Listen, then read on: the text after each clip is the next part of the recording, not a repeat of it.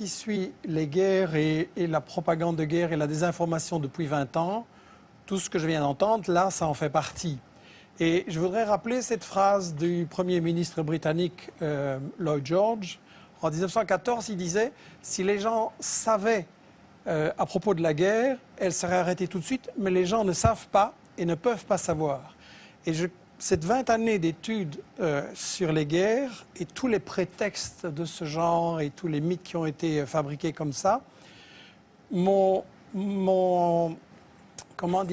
amené à penser qu'il est très important que les gens qui nous regardent et qui nous écoutent réfléchissent que dans chaque guerre, on applique ce que j'ai intitulé les principes de la propagande de guerre. On ne peut pas évidemment dire qu'on fait la guerre pour le pétrole, pour le gaz, pour le fric, etc. Donc, il faut travailler l'opinion publique. Premièrement, en cachant les intérêts. Et je m'excuse, la question de la Syrie, c'est très simple. Il y a du pétrole, il y a du gaz, il y a des gazoducs, il y a des projets énormes en dessous de la Méditerranée qui intéressent Israël, tiens. Et quand on voit que Total et le Qatar, maintenant en Libye, se partagent le gaz, ben, il ne faut pas faire un dessin. Le deuxième grand principe de la propagande de guerre, c'est de cacher l'histoire. Et la France se pose en donneuse de... Enfin, la France d'en haut se pose en donneuse de leçons. Il ne faudrait quand même pas oublier que le colonialisme français a bombardé les Syriens en 1945 pour les empêcher d'acquérir leur indépendance, a pratiqué et organisé la division de la Syrie, notamment sur des bases religieuses, et puis que toute l'histoire de la Syrie, depuis qu'elle a résisté à Israël, ça a été le travail des États-Unis et d'Israël pour affaiblir et briser la Syrie. Et Roland Dumas disait il n'y a pas longtemps qu'il y a 2 ans, on lui avait dit à Londres, on prépare quelque chose contre la Syrie, est-ce que tu veux en faire partie? Il avait dit non, 2 ans avant les manifestations.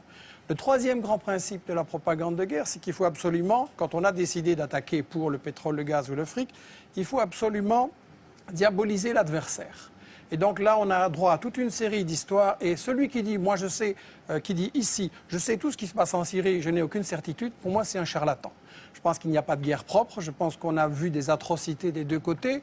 Et je pense que quand on se réclame de la justice, dire avant toute enquête, je sais qu'il va falloir faire quelque chose et je sais qui est coupable, c'est pas sérieux. Un tribunal qui jugerait comme ça ne serait pas accepté. Sur la question des armes chimiques, c'est évidemment intolérable. Je voudrais juste poser la question à ceux qui connaissent bien les États-Unis.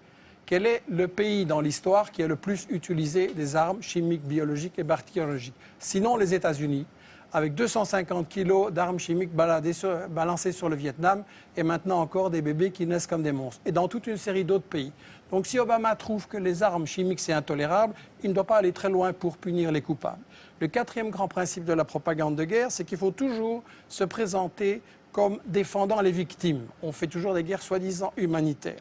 Mais là, la mèche a été vendue hier ou avant-hier, je ne sais plus, par Bernard Kouchner, qui est un pro-interventionniste, et qui a dit devant une télé française, bien sûr que le but c'est de renverser Bachar el-Assad, mais il faut un habillage diplomatique.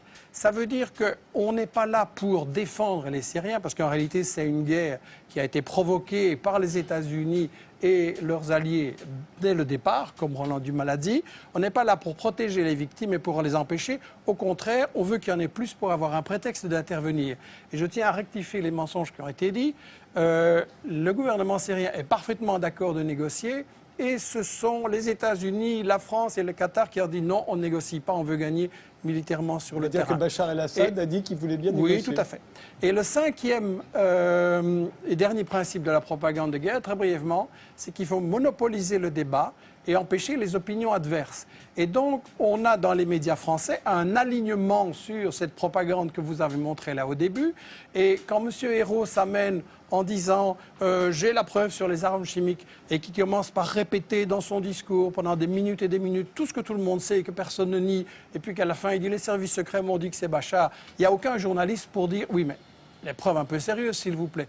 Et donc, quand on voit des gens comme Fabius, comme Bernard-Henri Lévy, comme Hérault ou BHL, qui viennent avoir le courage de bombarder, mais pas le courage de débattre devant des gens qui connaissent le dossier et qui ont les arguments contraires, il faut quand même beaucoup se poser la question. Et j'insiste sur cette question des 5 principes de la propagande de guerre, parce que, et ce sera ma conclusion, l'année prochaine, vous risquez peut-être de m'inviter sur l'Iran, ou sur l'Algérie, ou sur le Venezuela, ou le Congo, ou l'Érythrée, ou le Zimbabwe. Et ça va être chaque fois la même comédie, chaque fois avec les mêmes arguments. Il n'y a pas de guerre vraiment humanitaire. Il y a toujours des intérêts pour le fric, il y a toujours des intérêts pour les matières premières. Et il est temps quand même qu'on se dise, si on veut une humanité solidaire et mettre fin aux guerres, il faut voir qui provoque ces guerres. Je pense que chaque guerre est précédée de grands médias mensonges. Et il faut, je pense, qui dans cette salle peut prétendre savoir tout ce qui se passe maintenant en Libye et avoir les preuves de tout ce qu'on nous a avancé. Je pense qu'une première chose qui est prudente, c'est de se remémorer que chaque guerre est précédée d'un grand média mensonge. Quand les États-Unis ont attaqué le Vietnam, ils ont dit que c'est parce que 2 navires vietnamiens avaient attaqué leur flotte. Après, ils ont reconnu que c'était faux.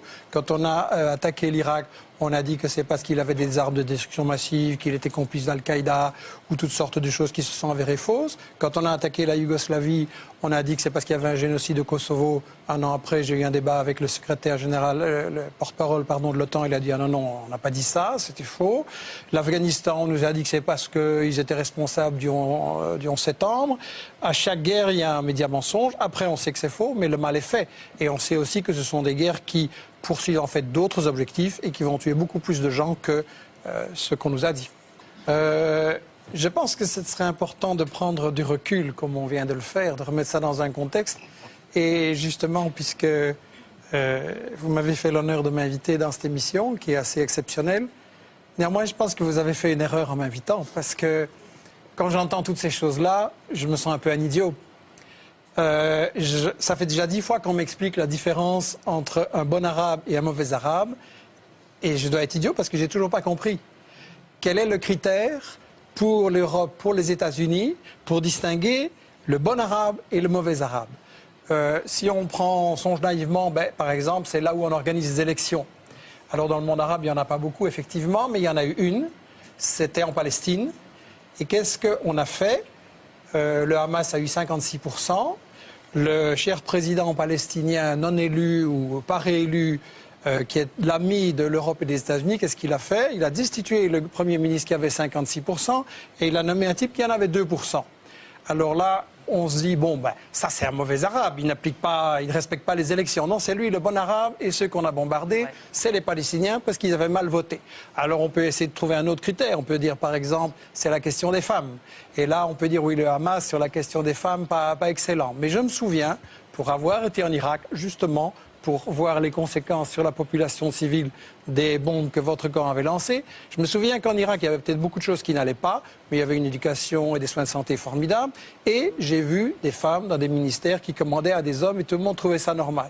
Comparé maintenant, donc, je me suis dit, ça c'est des bons Arabes. Non. Les Irakiens, vous vous souvenez, Madeleine Albright disait, est-ce que ça vaut la peine que 500 000 enfants irakiens soient morts à cause du blocus et de l'embargo appliqué par les gens que vous admirez, les États-Unis, la France, etc. Et elle a répondu oui. Donc les Irakiens qui avaient émancipé la femme, ce n'étaient pas les bons Arabes. Les bons Arabes, c'est par exemple l'Arabie Saoudite, où il est interdit à une femme d'aller, de faire des études, de voyager, d'aller à l'hôpital sans son mari, etc. Eh bien, je voudrais, mais je ne vais pas vous interrompre, mais je voudrais continuer ce point pour montrer qu'on est complètement dans l'hypocrisie et dans le deux poids et deux mesures. Si vous prenez un autre critère, par exemple le terrorisme, en principe, un bon arabe, ça va être quelqu'un qui ne fait pas d'attentat. Pas de chance, il y a un certain Ben Laden qui a fait des attentats contre un gouvernement en Afghanistan sur lesquels on pouvait dire des choses, mais qui avait émancipé les femmes. Et là, on a, Ben Laden, mauvais arabe. Alors, non. Le gouvernement dont vous parlez, celui de Najibullah, qui était soutenu par les soviétiques. Exactement, dans les années 80 en Afghanistan. Et donc, on va dire Ben Laden, il fait des attentats, c'est un mauvais arabe. Ah non, il est aidé, financé par M. Carter, Brzezinski, etc. À l'époque. Donc, on dit Ben Laden, mauvais arabe. Bon arabe, puisqu'il fait des attentats financés par les États-Unis. Malheureusement, après, il fait les mêmes attentats contre les États-Unis. Et donc, le bon arabe devient un mauvais arabe. Si on prend maintenant la question actuelle, la question de la violence et de la répression. On nous dit Kadhafi a tiré sur les civils, on attend les preuves. On nous dit il y a 6 000 morts, puis c'est 2 000, puis c'est 200, puis etc. Je pense qu'il est impossible dans ce genre de situation. Les gens qui disent qu'ils ont un chiffre précis, c'est pour moi des charlatans. Mais de toute façon, il y a toute une série de satellites qui ont indiqué que ce n'était pas prouvé. En tout cas, on ne les voit pas à la télévision, ça c'est sûr. Voilà, et on n'a pas ces choses, donc on le répète, on passe en boucle. Il faut se souvenir qu'il y a eu des médias mensonges avant. Il faut quand même se souvenir qu'avec Google maintenant, si je veux voir dans votre jardin la couleur de vos chaussures, je peux.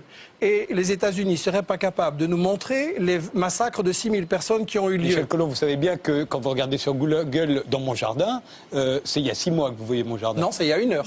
Non, ça a changé alors. Parce que ça a changé. J'ai regardé récemment mon jardin, c'était il y a 6 mois. Juste un point pour conclure ce raisonnement par rapport justement à ça. Admettons même que Kadhafi ait fait des choses. C'est certainement pas un tendre et c'est pas mon modèle de dirigeant pour un pays du tiers-monde. Mais il y a une chose quand même. Au moment où on fait cette résolution pour aller bombarder en Libye, et j'ai été en Irak, j'ai été en Yougoslavie, je sais ce que font les bombes, et vos bombes françaises, vos bombes des États-Unis vont tuer des gens, des femmes, des bébés, des vieillards, et ça, dans quelques jours, on va le voir, et il faudra réfléchir à la responsabilité qu'on prend. Au même moment, qu'est-ce qui se passe au Yémen? Il y a des massacres épouvantables de manifestants civils qui, ceux-là, sont vraiment désarmés, et qu'est-ce qu'on fait? Les États-Unis et la France aident le Yémen. Il se passe au Bahreïn des choses épouvantables où on tire directement sur des manifestants désarmés. Et qu'est-ce qui se passe? Ce sont les États-Unis qui l'ont organisé en envoyant 2000 Saoudiens pour aller tirer sur les manifestants désarmés. Alors je m'excuse, si on veut changer de régime, si on veut mettre fin à certaines dictatures, eh bien je peux fournir à M. Sarkozy et à Obama l'adresse où se trouve le roi Fahd, et ils n'ont qu'à commencer par celui-là. Seulement, évidemment, celui-là, c'est leur ami, il leur dit merci. Et le bon arabe, finalement, dans toute cette définition, c'est l'arabe qui est à genoux, qui donne son pétrole aux États-Unis. Et celui-là, il pourra traiter les femmes en esclaves, commettre des tortures, du terrorisme. Celui-là, on ne lui fera rien, parce qu'il dira toujours merci aux États-Unis et à M. Sarkozy. Bah oui. Mais écoutez, quand la jeunesse tunisienne lance contre Ben Ali en disant on en a marre que ce type se remplit les poches et de sa répression et de ses violences, à ce moment-là, que fait votre ministre? Elle propose ses flics pour aller aider à matraquer les manifestants. Si vous voulez me faire dire que le gouvernement et Ben français... Ali, la France, je m'excuse, l'a protégé jusqu'au pied de l'avion qui l'emmenait. Oui, et là, tout d'un coup, vous me dites que toucher... Vous me dites que Kadhafi est allé trop loin. Je vous laisserai parler, mais si vous voulez me laisser gentiment terminer. Et vous dites des choses incroyables et d'une simplicité biblique. Je dis des biblique. choses qui ne sont pas à la télévision tous les jours, comme ce que vous avez dit. Et c'est pour ça que ça peut prendre... On ira plus vite si on ne va pas ensemble. Et c'est pour ça que ça peut prendre un peu de temps pour que ça puisse être expliqué aux gens. Après tout, ce sont des choses qu'on ne dit absolument pas dans les journaux télévisés. Donc je voudrais quand même dire une chose. Votre gouvernement qui protège... C'est aussi le vôtre, en fait. Il est belge. Vous êtes belge. Pardonnez-moi, je suis belge, personne n'est parfait. Et si on veut aller au fond des choses... si vous ne coupez pas, je pense que le spectateur aura plus de chances de se faire une idée des deux positions. En fait, les États-Unis et la France ont essayé de protéger Ben Ali et Moubarak jusqu'à la dernière seconde. Et le cas d'Gaddafi est légèrement différent parce que, oui, c'est un dictateur, oui, c'est un corrompu, oui, il y a des comptes en Suisse, mais d'un autre côté, il a nationalisé le pétrole et là, il a déplu à Exxon, à Total et à BP.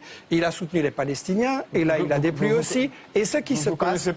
Ce qui se passe, c'est que les États-Unis, ce qui se passe, c'est que les États-Unis et la France essayent en fait de casser le printemps arabe. On ne le soutient pas du tout. En Tunisie et en Égypte, on a essayé de mettre des sous-fifres à la place de la même chose. On change 2-3 figures, d'ailleurs mourantes, pour que rien ne change sur l'essentiel.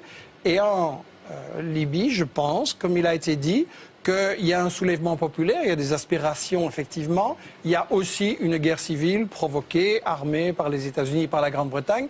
Et on veut un changement de régime, parce qu'il y a une chose que les États-Unis craignent énormément, c'est que si vous avez la Tunisie, l'Égypte qui continuent à évoluer, et la Libye qui forment un ensemble opposé aux États-Unis, opposé à Israël, mais là on est dans les véritables buts de guerre de toute cette histoire-ci et de cette guerre en Libye. Un, c'est le pétrole, il faut quand même avoir le courage de le dire, comme en Irak, c'est une guerre pour le pétrole, parce qu'il s'agit de contrôler le pétrole partout, qui rapporte énormément, et deux, il s'agit de bloquer le monde arabe qui est en train de dire, ce pétrole, au lieu qu'il aille dans les poches de Total et de Chevron, il pourrait servir à ce qu'on fasse comme Chavez ou comme Evo Morales un développement social avec l'éducation, des soins de santé gratuits pour tout le monde. monde, un travail pour tout le monde, que le pétrole soit utile et pas comme vos amis, le roi Fahd et les émirs du Qatar, qui construisent avec le pétrole des tours de 600, 700, 800 mètres, dans lesquelles une suite, ça coûte 20 000 € la nuit. Et ça sert à quoi, ça, pendant qu'il y a des crèves la faim partout dans le monde?